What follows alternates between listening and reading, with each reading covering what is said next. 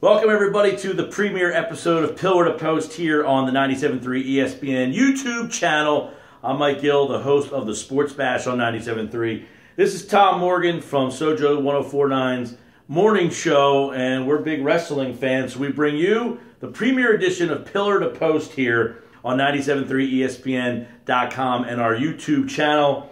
Tom, the road to WrestleMania is here. We're going to be at the Royal Rumble on the 25th in Philly, which starts it all off. So what better time to start off this venture with this show? Such a perfect time, too. I mean, the Royal Rumble being in Philadelphia, starting out this show, and I think it's the road to WrestleMania that officially begins after the Royal Rumble. So we're kind of getting into it. A lot of great scenarios, a lot of great storylines after last night's Raw as well, which we'll cover in just a minute. Yeah, that's typically how we start off our shows. We'll go with a Raw review, but before we get into that real fast, 2014, kind of an up and down year with wrestling, and then, of course, the start of 2015 when the Royal Rumble gets here, that's typically what they call the road to WrestleMania. Right. This is typically, if you haven't been in, this is a good time to get back in because this is when they pick some things up. You start to see guys, bigger stars that maybe you didn't see in the fall because, let's be honest, during football season, they take time off too, even though the show must go on. They don't put as much money or as much creativity into the product. So here we are in 2015, and we've got April. The WrestleMania is going to be in Santa Clara. There's so many storylines leading up to that, and we saw it with the start of Raw Monday night, which they're really starting to paint some pictures of where this whole thing could go. Well, supposedly, yeah, and I think a lot of people are already assuming, Sting versus Triple H. A lot of people are thinking that, Brock Lesnar is going to keep the world title at least till WrestleMania. A lot of people talking about who's going to win the upcoming Royal Rumble. I hear Roman Reigns. I'm hearing a returning Daniel Bryan. And so there's a lot of scenarios. I'm thinking we're due for a shocker, though, at this pay-per-view. I think someone is going to win that no one is expecting at all. Well, I'll tell you, the guys you mentioned, Daniel Bryan, number one, obviously was hurt for a lot of 14. Sure.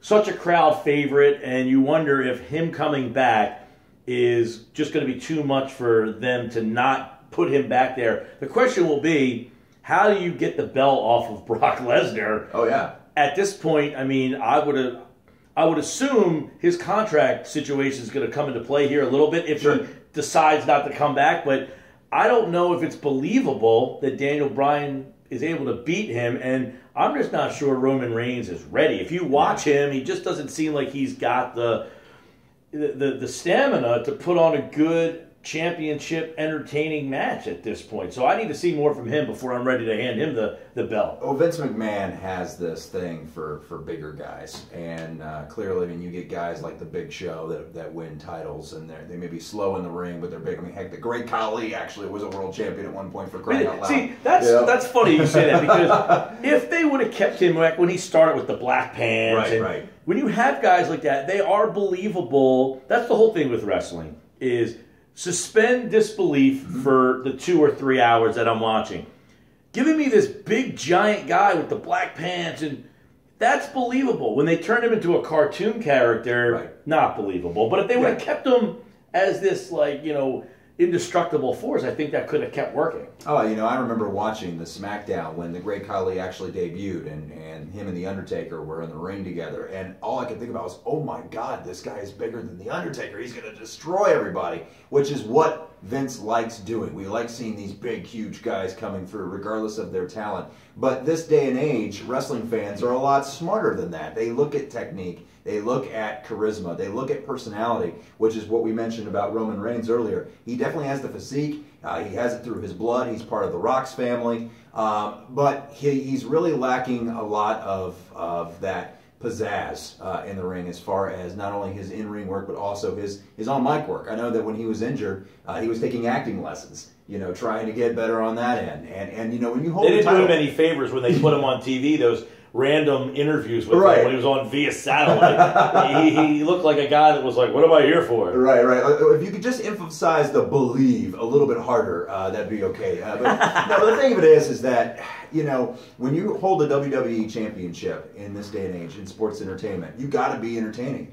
You got to want people to watch. That's why John Cena keeps winning. John Cena not only has the political stuff going on backstage, but John Cena is likable. and Brock Lesnar, even though he's a heel, is likable, and he's got the UFC background, he's got plenty of the WWE background. It's funny you brought up the contract. Of course, his contract, by the way, in case you don't know, Brock Lesnar's contract is ending after this upcoming WrestleMania, so we can safely assume that he's not going to be holding the title after WrestleMania. A lot of people think he might go back to UFC right. or Bellator, which right. is now coming up with a lot of cash. Sure, absolutely. Which, by the way, on a side note, Brock Lesnar versus CM Punk at UFC. That would be something I would love to watch. That would be very That would be awesome. Stuff. But yeah, so we can assume that Brock's not going to have the title after WrestleMania. So what do we look at this upcoming Royal Rumble? We now have Seth Rollins, John Cena, Brock Lesnar for the WWE Undisputed World Heavyweight Championship. Well, keep in mind, Seth Rollins still has the Money in the Bank, which right. has basically been acting as the champion because there's been no champion on television, which is like unprecedented. Right. And last night on Raw,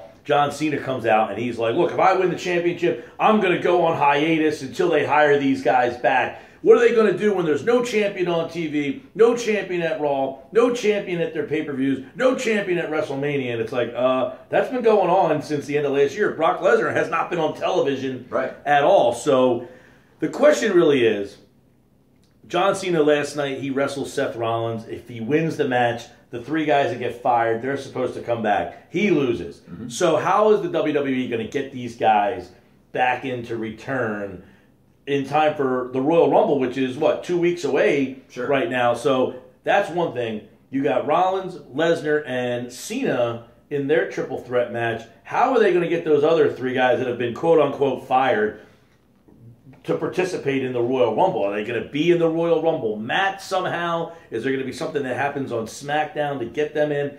How are they going to... And the WWE has done this. The Authority was out for, 4 weeks? Right. And then they come back. So these guys are going to be back. How are they going to get them back?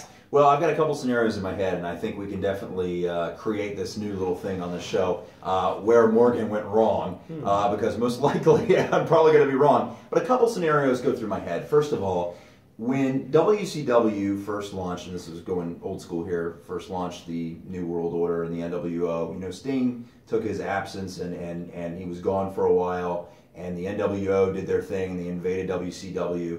The Authority is making their presence known. You're getting guys like Big Show and Seth Rollins. You got the two Stooges with Seth Rollins. You got other guys which is kind of funny too. Mercury Noble, right? Noble, yeah. So you get these guys, they're more and more heels jumping in. I think it's kind of cool how if they bring Sting, and they will, bringing Sting in going toward WrestleMania, it will be kind of the same effect that WCW did. The other side of the coin, and of course those three wrestlers would come back as well as Sting. The other scenario I have is one of the three wrestlers that come back end up joining the Authority.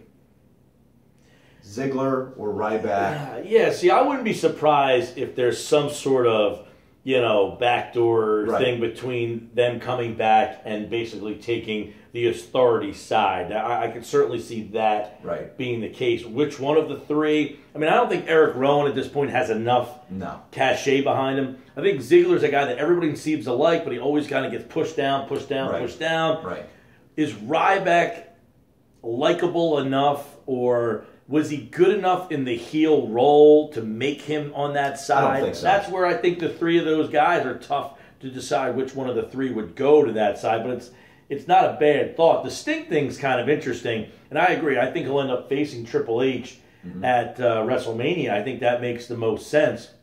But the question will be, too, is Lesnar going to be the champion at WrestleMania, or is it going to be Seth Rollins, or what is he going to do with the Money in the Bank briefcase? How are they going to get that whole thing settled by the time WrestleMania comes around, which you're running out of time, and he's running out of months to have that briefcase, and that's another interesting little twist to all this. Right, he's getting his title shot, but yet he's not cashing in his Money in the Bank briefcase, which one thing I thought about too, and again, this could be another where did Morgan go wrong? What if... Number two. There's another one. Okay, so what if Rollins loses this match? Okay, John Cena or Brock Lesnar has the title, but what if he decides to cash in after the match is over for an automatic rematch? Everyone is just beat up to a pulp, and he comes in, just climbs over them. What if the two Stooges take the briefcase for him, cash it in, Seth Rollins wins? I mean, again, all these crazy scenarios in my head, that's a good thought, where Lesnar just literally, him, Rollins, and Cena just go at it. Right. I mean, they are all just beaten. Lesnar ends up pinning Cena, but is so almost incapacitated afterwards that Rollins comes to because maybe he's on the outside and sees these two guys laying there, cashes in, and gets the belt off of Lesnar. That might be a scenario that we could see when we're there at the Rumble on the 25th. That's not a bad scenario. The other thing would be John Cena. Keep in mind, 16-time world champion. That would tie Ric Flair. Right. Do they want to give him that honor at WrestleMania, or do they want to do it at the Royal Rumble? Does he win? Does he tie it at the Rumble and then lose it somewhere along the line, and then win championships of all time? Where do they want to give him that honor? Right. You know, you bring up a really good point. I didn't know that. And one thing that I did read was that there's an upcoming house show. I believe it's in Connecticut. It's after the Royal Rumble. And it advertised WWE champion John Cena. And WWE came in and they erased that. So it could have very well been a PR mistake. Then again, it could have been a spoiler. We're not sure. But I think you bring up a good point there. Tying Ric Flair, I mean, what better place to do it than WrestleMania? Personally, I don't want to see John Cena win the title again at WrestleMania. You know, I would love to see, I love when Daniel Bryan won last year. I thought that was so cool. You know, when he went through Triple H and then he went through Batista and Randy Orton. I thought that was cool. That's what makes wrestlers who they are. That's what made Daniel Bryan a star, was that WrestleMania moment. So who could be that next WrestleMania moment again? Another question, another time. But I just personally think that if you're going to do it, you got to do it at WrestleMania. Well, and one question is, who's believable on the roster right now that can beat Brock Lesnar? Mm-hmm. Which guy is believable? Because, again, you want to suspend disbelief. The people out there who say, well, it's fake, it's scripted. Right. One of the reasons you got to question, going back to WrestleMania, did WWE make a mistake by having Brock Lesnar beat Undertaker? Did Vince hope that giving him that honor would make him want to stay? Right. And if he ends up, I mean, look, he hasn't been on television. Mm-hmm. If he ends up just, I don't want to say jobbing out, but losing to either Seth Rollins or John Cena, did the WWE make a mistake by ending the Undertaker's streak? Yeah, I've got mixed feelings about that. I think if anybody was going to end Brock Lesnar's streak, the Undertaker's streak, I think it would have been Brock Lesnar. I think Brock Lesnar has the size, the physique. I think Undertaker is, you know, you could just tell. I mean, even the way he walks to the ring. I mean, you want to think believable. I hated to see it happen, just like everybody else. Everybody was in shock. Everyone wanted the streak to continue and him go to the Hall of Fame as an undefeated wrestler. But, you know, again, I mean, that's the beauty of wrestling, is to expect the unexpected and never say never. And I think if anybody was going to do it, I definitely think it should have been Brock Lesnar. You know, I'm a huge Sting fan, and I've been a Sting fan all my life. But, you know, the supposed Sting versus Undertaker match, and for that Sting one doesn't interest me anymore. It interests me a little bit, but at the same time, now that Brock Lesnar beat the Undertaker, it's not as interesting. You're right. But I think that Sting, at 56 years old, still... Is he 56? Yeah, he's 56, I believe. Right, yeah. He wrestled some decent matches in TNA. I mean, he still had a decent run going. He's got a little stomach going on, but... And he's losing a little bit of hair. I think he's actually using some spray in his hair, like the color. But I think Triple H and him would put on a pretty good match. I think they can still put on a pretty good match. So that is something that if they can build off of the... SummerSlam appearance by him that was, just dynamic when he came out. Mm-hmm. You haven't seen any other, few references to that night, but not many. So I'm interested to see what they do with that. Yeah, and again, Sting coming out of nowhere at Survivor Series is a great example. Triple H was about to have Seth Rollins win the match, and the Authority remains. What better way for Sting to make his debut than to dismantle the Authority temporarily? And that's what I'm talking about. I think with tying these three wrestlers, with Ziggler, Ryback, and I keep forgetting the other guy. Rowan. It's so different because I always remember him with Bray Wyatt. But with Rowan, I think that there's some kind of tie into that. And I have a hard time seeing Rowan as a babyface too. He's not doing much for me yet either. Yeah. Real quick before we move on to some of the mid-card stuff here that happened on Raw, do you think Vince gets back involved in some capacity with Sting or with Cena and the Lesnar thing? he's been off of television for the most part, other than the 1 or 2 times we saw him late in the year. Yeah, I think he would have to be. I think that the Authority has just absolutely taken over Raw in the last 2 weeks. They had that cheesy little celebration for John Cena Appreciation Night last week, which I thought was kind of lame. I hated the way they ended it was the awful. show. Terrible. The way Raw ended this past Monday, I think the Authority is just having so much momentum right now.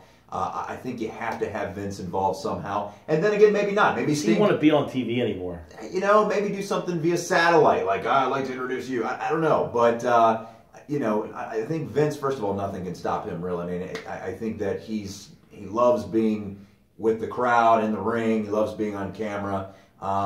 Or maybe we see, you know, Sting or these 3 wrestlers just come out and do their own thing without Vince. But I think personally, if I was a writer or producer with WWE, I think you would kind of have that happen. At least this year. Now, after this year, that's it. Yeah. No more Vince after Well, this. keep in mind, too, like, I think a lot of us in our age group still want to kind of almost, not recreate, but have some sort of vision of that Attitude Era where he's that authority figure and he's still like the man, you know? Yeah. I mean, the goosebumps still go over me when I hear that No Chance song, you know? I mean, because ever since the 90s, you know, no chance in hell, you know? It's like, it's still, but, you know, even when Stone Cold Steve Austin comes out, the glass shatters, you know, you still get the goosebumps. So I know what you're saying. But I just think that the way that they had the storyline play out, with Vince coming in and then giving the stipulations before Survivor Series that if the Authority loses, that they'll be disbanded or cannot control Raw anymore. I think there's something involved with that, and I think that he will have to come and play at least this year at this road to WrestleMania. After this, I'm okay without having Vince. It's been a great run. Let's put you in the Hall of Fame. Hunter can put you in. Does the owner go in his own Hall of Fame? Yeah, I don't see, and that's maybe again, the character. It's another question for another night. It's a big debate, really. Vince will never want to be in the Hall of Fame. I personally don't think he's going to go in the Hall of Fame until after he bites the dust. But it'd be kind of nice to see him go. When Speaking of Hall of Fame, Randy Macho Man Savage has been confirmed as the first guy in there. We know that this has been a big story. In fact, if you saw the interview or the podcast with Stone Cold with Vince McMahon, he kind of pressed him on it. Is Macho Man going to go in? And Vince was kind of very one-word answer on it. But, you know, I guess the word came out that he is going to go in. And I guess there were some rumors that Macho Man had some relations with Stephanie, and that had, you know, severed their relationship. But I guess he's going to go in, and obviously he's passed away, so he's not going to be there. But there was a lot of animosity towards them at the end there. But it's good to see that Vince let that go and he's going to get in. The words are always used in the WWE, both on the camera and off the camera. Never say never. And the Ultimate Warrior getting into the Hall of Fame, which, gosh, what a tragedy that was, to get in the Hall of Fame and be on Raw and then pass away right after that. But if the Ultimate Warrior can get in the Hall of Fame, so can, you know, the Macho Man Randy Savage. Yeah. And I mean, the Warrior had a lot of baggage with Vince and for years.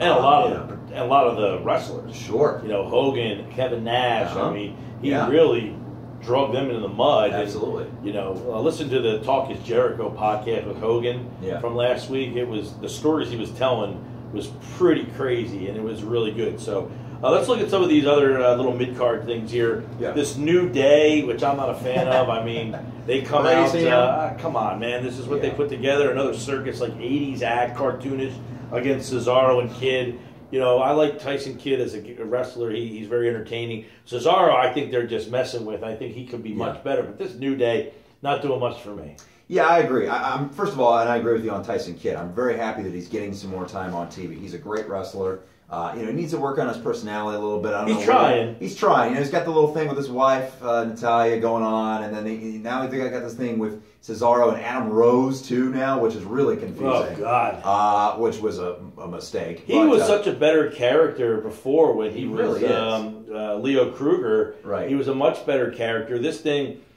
it was like a Fandango. It came in with a pop and then fizzled out really fast. Yeah, and it's a shame. I mean, and guys like Santino, same thing. You know, Santino Marella, when he debuted, I mean, came out of the stands, great wrestler. Then they made him into a funny character. You know, and there's some parts of him that's funny. So, you know, guys like Fandango, he defeated Chris Jericho at WrestleMania. When everyone's like, "Wow, this guy's really good," and then now he's another cartoon character. Now you got Adam Rose that hasn't really proven himself, and he's quite frankly hasn't really got the chance to.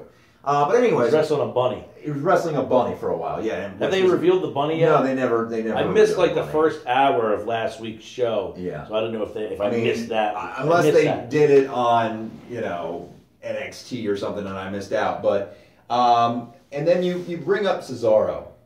Here's a guy like Dolph Ziggler, who we brought up earlier, who has tons of potential and could really be great in the main event. He's got the technique. He's got some of that heel push as well. And he just, for some reason, he's getting squashed. And now you're in Adam Rose level. You're dressing up in these weird costumes and then revealing yourself with Tyson Kidd. He's so much better than that. This guy was a Paul Heyman guy for a while, too. Yeah, that didn't go really well. Didn't go very well, no. Yeah. Another match was Reigns against Harper. Now, I like Harper a lot. Mm-hmm. His character is kind of interesting. This guy with the eyes come up on the screen. He's, yeah. He's a demented character. Him against Reigns, the two of those guys. I think Reigns and Harper would be a pretty good program to watch that thing continue to kind of go off. It just seems that that the WWE really wants to push Reigns to be a main eventer, where I think he's not quite ready for that. This is where I think he could do some good work. I think Harper could really help him out. Absolutely. And, there's nothing wrong with, keep honing your craft and stay in the mid-card and just really letting this talent continue to blossom. A lot of people don't realize this, but Wade Barrett, Dolph Ziggler, guys who were world champions, they were rushed to the title, and now look at them. They're trying to work their way back up. And I get that. Sometimes it's an up and down thing with the WWE, but Roman Reigns has got such great potential to be a major force in the WWE, no doubt. But right now, I don't think the time is that. And I think matches like him facing Harper are big. Shawn Michaels versus Scott Hall at WrestleMania, the Intercontinental title ladder match. That was one of the best matches. That's what made those guys. Shawn Michaels wrestling a ladder there. Yeah. Yeah, right. That was just one of the great ladders. It was one of the first, too, where, that really cemented, him as a great performer. Mm-hmm. Kind of started him off as a great performer. Was it, I think, 13, maybe? Yes. Yeah. And, Scott Hall, who, just got put in the WWE Hall of Fame last year, what kind of stories some crazy stories of him. But, you could get something, with Harper who, for a big guy, he can do some crazy things. Yeah, absolutely. I would like to see what they do with his character, because I think the whole weird... I'd like to see him get a clean shirt. Yeah, right? Do some laundry, take a shower or something like that. How does he get the same shirt dirty in the same spot every single week? He's borrowing Bray Wyatt's wife beater still from 2 years ago. No, but seriously, I think that you're right, and I'd like to see where his character goes.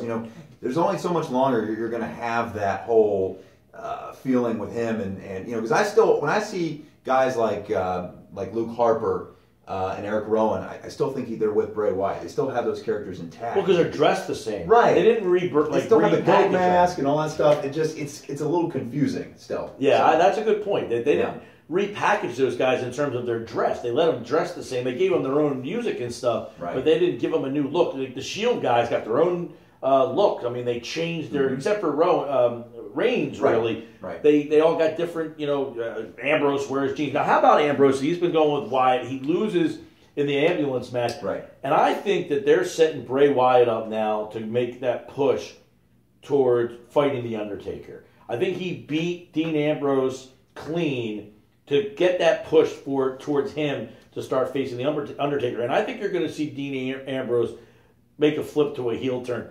He was just too jokey, and he just doesn't...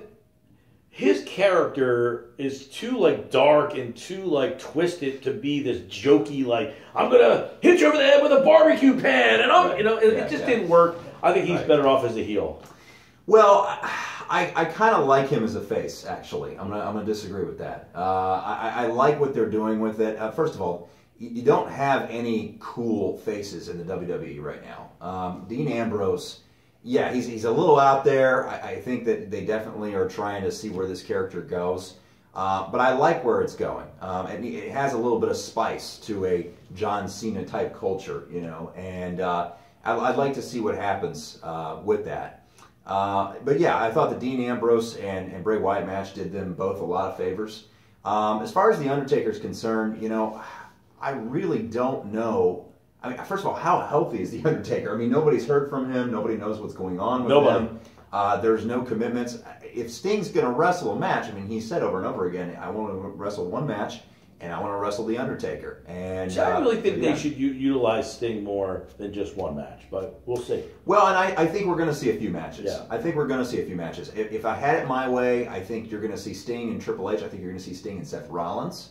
That'd be a great push for somebody like Seth Rollins. And then we could finally, Lord willing, see a Sting and Undertaker match. But again, you're right. It loses its flavor at WrestleMania because Taker lost to Brock Lesnar last year. What do you think of this Miz and Mizdow? Where's this going? I mean, Mizdow's great in this role. Yeah, he is. He is awesome in this role, but how long can he keep doing this? And I mean, where does it go? They beat the Usos on Raw last night. The Usos, are the one tag team that is a real tag team. The tag team division is basically useless and gone. But they're the one that's still there. But the Miz and Mizdow are the champions. It's just hysterical watching this guy. But where does he go? I mean, this guy's so I actually had him on the radio one time. Not a great interview because he wouldn't come out of character. So it was hard to interview him on the radio because he wouldn't come out of character. Right. Well, I think it's a lot better than the character he had on your show. First of all, than what he has now.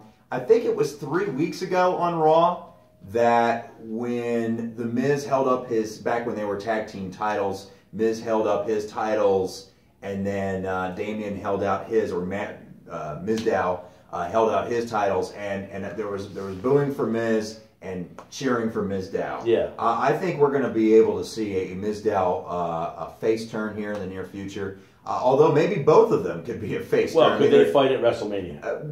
Maybe, but could they have a thing where the tag team champions actually wrestle each other? Right. At WrestleMania. I would love to see the Usos do that. I would love to see those two go at it. I think those would be some great matches. That's but cool. Right now, they're holding the titles. But as far as Mizdow, Damian Sandow is a great wrestler.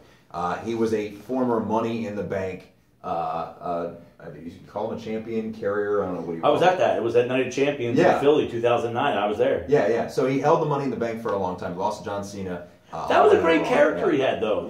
I'm smarter than you. It was, but I mean, the intellectual savior of the masses. I like that character. It held its flavor for a while, but I like what he's doing now. I think I hated that they lost the tag team title so quick, and I don't know why that was the case. I like where it is for now, but I do believe in Sandow as a singles wrestler too. Yeah, he's very talented. He's very talented, and they need some good tag teams in WWE, and I think they got none. I mean, they have Usos. I don't know, Goldust, Stardust. I mean, right. That's. Conversely, you look at TNA. You got the Hardys. You got the Dudleys. You had the Dudleys aren't there now, but when they right before they left, they had the Wolves over there. I mean, they got some really good ones. Let's look at, and speaking of tag team, they just got one, the Ascension. It's coming up with NXT. They come on the other night and they're like, Ascension fans, I didn't mean to laugh, but I can't help it. I mean, it's like, we're better than the Road Warriors. We're better than the Legion of Doom. You're not better. You absolutely ripped them off, and the writers are basically forcing you to be them. It's a shame, and they're trying to work them up. They worked against a couple squash guys on Raw on Monday night to really try to ascend them up, I guess. And if you watch NXT, these guys were pretty popular down there. I don't like what they've done with them so far, and that's the worry with a lot. I watch a lot of NXT. I have the network. I don't know that you get to see it a lot, but there's so many entertaining and very talented wrestlers down there that a lot of people are afraid that when they come up, they're going to get ruined when they get put on the main roster. Guys like Sami Zayn, Kevin Owens. You look at Adrian Neville, who's just unbelievable. We're still waiting on him. Yeah. You got Hideo Itami, who had just came over, who was Kenta, and I can't remember the new guy's name. But he might be the best of them all. Why is his name escaping? But I mean, they have like a good stable, about 6 guys who probably would really come up and help the roster right now. But the Ascension's the first ones that come up as tag teamers, so maybe they'll reignite this tag team division. Yeah, but I can't help but feel like it's Saturday morning. I'm in front of the TV at my grandma's house, watching the Ascension and their persona. I mean, it's LOD all over again. It's kooky stuff that I haven't seen in years. You know, we're going to come over there and beat you up. You know, it's just a little much. And you know, in this day and age, in the average Finn Balor, by the way, Finn Balor is the guy that I couldn't remember that from that's in NXT. Right, he was in Ring of Honor. The average age of wrestling fans, you know, when they make references to LOD. I mean, you and I know who Legion of Doom is, but you know, the average age is going to be like, you know, LOD. You know, so I don't know. I think that it just really is, again, it's very cartoony, it's very Saturday morning-ish, and if that's the direction they're going with this PG-rated product, well then okay, but you know, I sat there in Chesapeake, Virginia, where my parents lived, and my brother and I were watching Raw, and of course, you know, my stepmom comes in the whole time, she's busting out laughing, watching the Ascension. She doesn't watch wrestling, but, you know, I miss the wrestling where you didn't laugh, but you just didn't care, you know? I mean, when you're laughing at it, then it's like, okay, now we're back to, okay, pro wrestling is one big cartoon show, it's all fake, yeehaw, you know? Well, that's the problem. It seems that they are trying to appeal to such a wide, you know, variety of people. Kids all the way up to, you know, people in their 40s and 50s that were watching wrestling, you know, from the 80s and remember the territories. You're trying to appease them all the way down to kids. Yeah. Because you got to keep the pipeline of new fans. So it's a hard, I get it, it's hard. Yeah. And no disrespect, by the way, no disrespect to the LOD or Legion of Doom by me saying, you know, the average wrestling fan isn't going to remember. It's just, you know, in this day and age, you know, your average wrestling fan, age 14 to 25 or something like that, is just not going to really, you know, they're going to have to ask, they'll ask dad, you know, who the LOD is. And that's the last thing you really want to do is ask, by the way, what are they talking about, you know? So. That's real quick, the women's division, you had Paige the other night, you had Nikki Bella, the Bellas. I'm a big Paige fan. I like her a lot.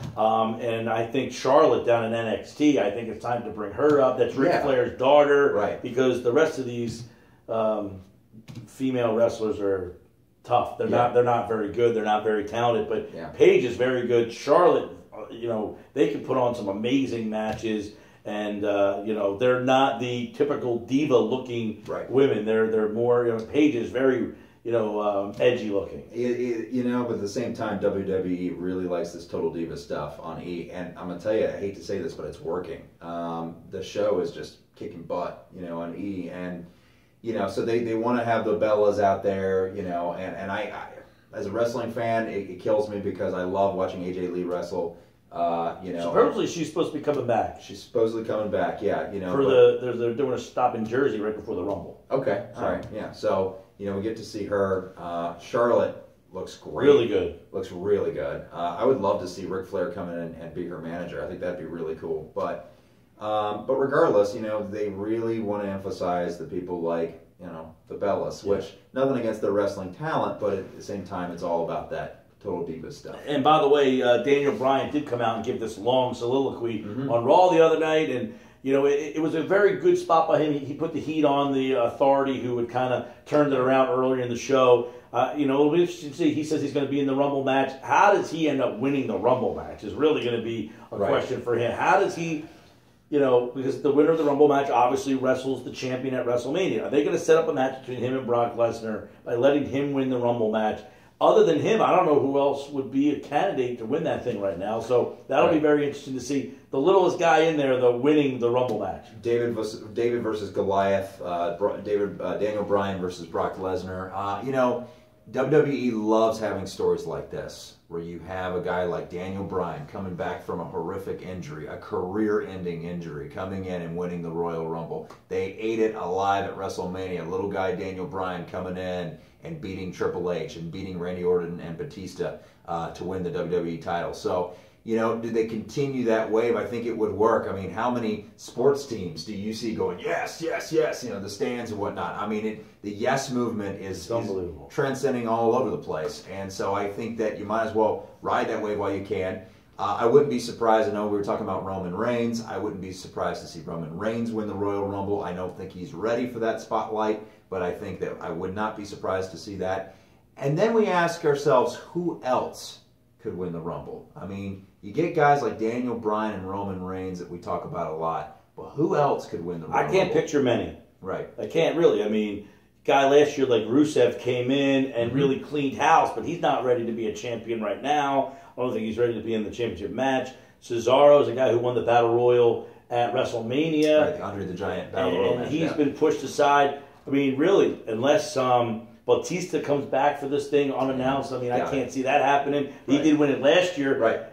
People were so mad that he won it last year because they wanted Daniel Bryan to win it. Maybe he does come out as a surprise, and that makes people excited because they weren't expecting it. Mm-hmm. Maybe that helps out. So I don't know. That's something interesting. We'll see. Ultimately, and we know the Royal Rumble, typically there's somebody that you haven't seen in a long time that comes out. I wonder what surprises are going to be there, too. That'll be always fun. That'll be in Philadelphia on the 25th of January. We'll be there. So we'll have a couple of more Pillar to Post shows before that, and then we'll have a post show after that and everything. We'll have plenty of video and pictures from that event.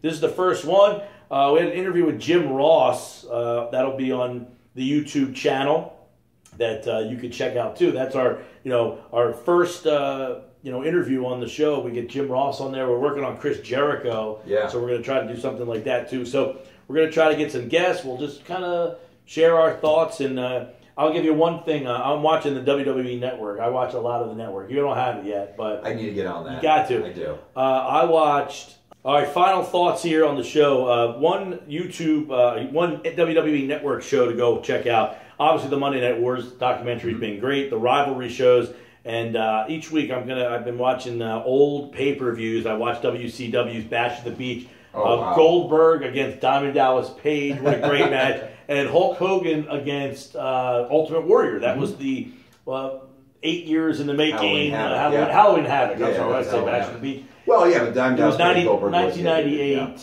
Halloween Havoc. It was Halloween Havoc. Yeah. 8 years in the making. Terrible match between Warrior and Hogan. Awful match. But I'll give you a different pay-per-view that I've kind of watched during the course of the week. I've been watching a lot of old WrestleManias, just kind of trying to watch the evolution of where this thing has come.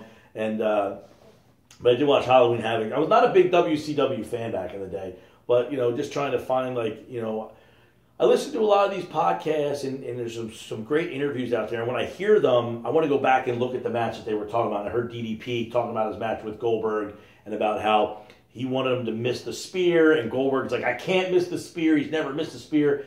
And DDP literally gets out of the way at the last second. Goldberg hits his shoulder on the ring post, and he's down. So I'll give you something to watch each week. A recommendation. All right, final thoughts on the last segment here of Raw Monday night. Yeah, Monday Night Raw, of course, ends with, of course, okay, so we're going to have to edit this part out because I did not watch that because my DVR cut it out. So let's see, Lesnar. Okay, right, so Seth Rollins. Okay.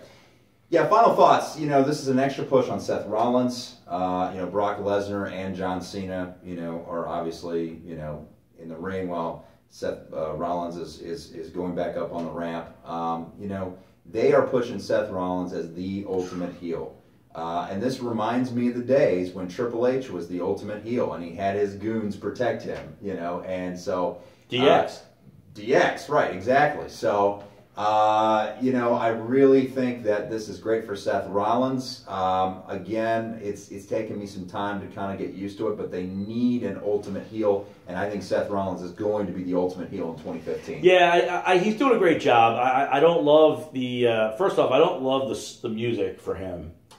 It's a little head banging. Yeah, it's a little bit. Yeah, I don't love the ring attire either. I'm not a big fan of that. I think it's I don't know. That stuff matters. That stuff is the song, the music is really, whether you're a heel figure or a face figure. Absolutely. Or that's big. So, but I think he's doing a pretty good job. I just, I think it's still a little early for him. And that's where WWE right now is in a spot where Cena's. Nobody can replace him yet. People can't stand him, but it's like somebody, hello. And, another name we didn't mention, Randy Orton. Yeah, he's due to come back, too. For the Royal Rumble. Yeah, so I guess they're going to wait till the Rumble. I don't know, but I mean, he would be a guy that you could see winning. I could see that. That's a really good point. Yeah, I don't know.